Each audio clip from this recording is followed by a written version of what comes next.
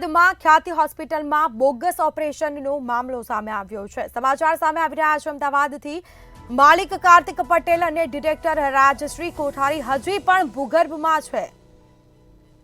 Crime બ્રાન્ચે IT વિભાગને આરોપીઓની મિલકતોની માહિતી પણ આપી છે, જેમાં વીમા એજન્ટ અને પીએમજયના અધિકારીઓની પૂછપરછ પૂર્ણ થઈ છે। આખરે સીએના રિપોર્ટ બાદ હવે ક્રાઇમ બ્રાન્ચની કાર્યવાહી વધુ તેજ થશે। હાલ આ મામલે તપાસ યથાવત રખાઈ છે। તમામ જે આરોપીઓની ભૂમિકાઓ પણ સ્પષ્ટ કરવામાં આવી છે, જેમાં માલિક કાર્તિક પટેલની ધરપકડ બાદ થઈ શકે છે અનેક મોટા ખુલાસા। ઘટનાના 1 મહિના બાદ પણ કાર્તિક અને રાજશ્રી પોલીસ પકડથી દૂર ભાગ્યા છે।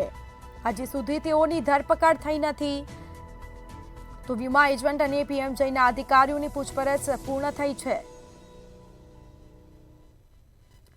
તો માલિક કાર્તિક પટેલની ધરપકડ બાદ મોટા ખુલાસાઓ થઈ શકે છે, જેમાં ઘટનાના 1 મહિના બાદ પણ કાર્તિક અને રાજશ્રી પોલીસ પકડથી દૂર ભાગ્યા છે।